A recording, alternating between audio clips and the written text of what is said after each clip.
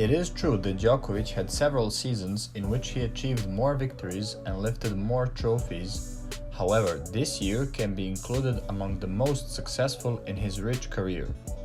In 2023, Novak Djokovic continued to write the pages of tennis history. He achieved incredible feats, breaking other people's records and breaking personal records.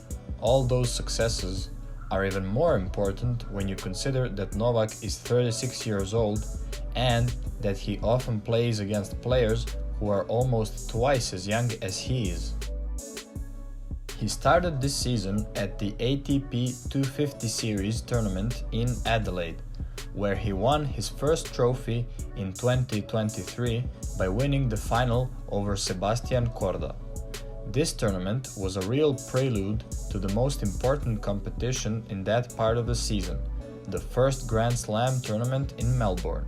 Before the start of the tournament, Djokovic was considered the absolute favorite to win the tournament, so he reached the finals in a rather dominant manner, losing only one set. In fact, he lost only one set in the entire tournament, as he beat Stefanos Tsitsipas by maximum score in the final. Novak became the champion of the Australian Open for the 10th time. This victory allowed him to return to the first place in the world, which was held by Carlos Alcaraz until that moment.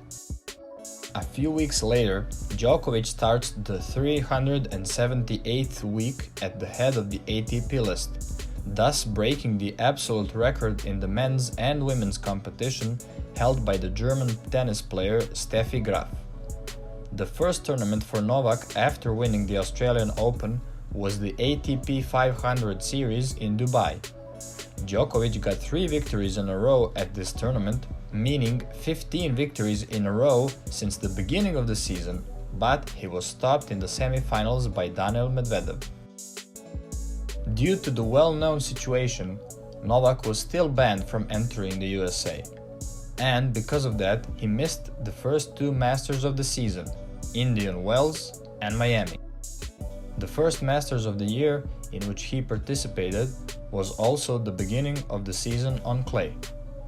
Djokovic started the tournament in Monte Carlo with a victory, but as was the case in the previous few years, he ended his participation in the early stages of this tournament, losing to Lorenzo Musetti.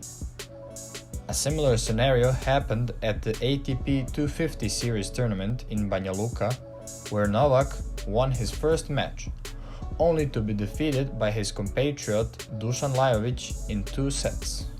After that defeat, Djokovic decides to skip the Masters in Madrid and to compete in the Masters in Rome.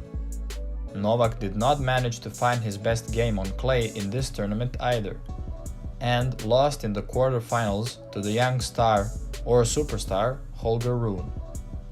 Djokovic reached the peak of the season on clay, namely the Grand Slam in Paris, with a very modest result by his standards of 5 wins and 5 losses on this surface. However, as many times before that moment, Novak achieves his true form at Grand Slam tournaments, which was the case this time as well. In a routine way, he reached the semi-finals of Roland Garros and a blockbuster with Carlos Alcaraz. For the first time, the Spaniard was the favorite against Djokovic, according to the world bookmakers. The fans had the opportunity to enjoy a large number of incredible points, and this match justified the epithet of the final before the final. The first 2 sets were very intense and very demanding on a physical and mental level.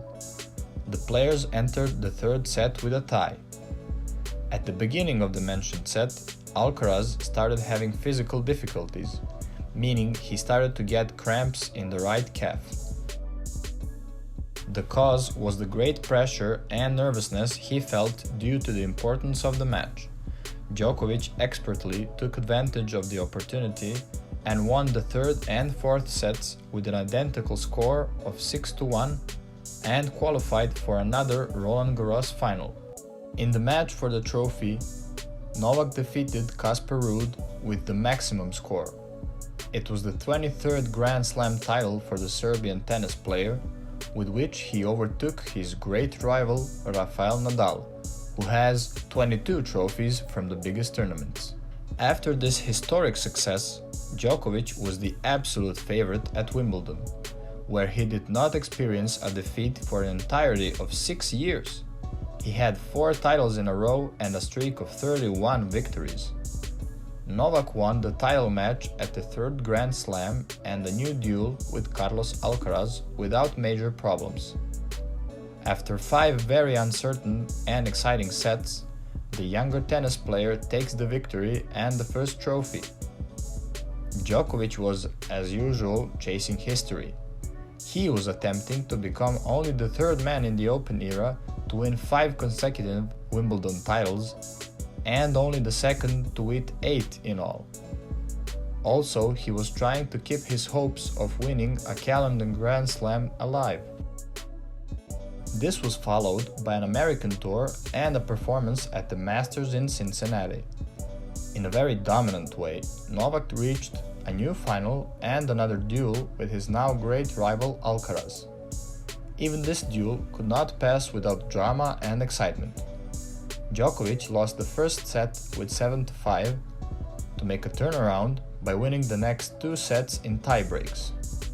It was a record 39th Masters 1000 Series title and the 3rd one in Cincinnati. After 2 whole years, Novak returned to the 4th Grand Slam of the season, the US Open. The first 2 rounds were almost perfect, but in the 3rd round, Djokovic faced elimination from the tournament. Namely, his compatriot Laslo Djere led 2-0 in sets. However, Novak managed to win the next 3 sets and overcome this obstacle.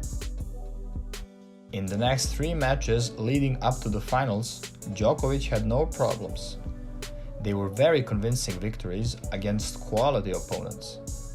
The match for the trophy was a repeat of the final from 2021, when Daniil Medvedev prevented Djokovic from winning the calendar Grand Slam.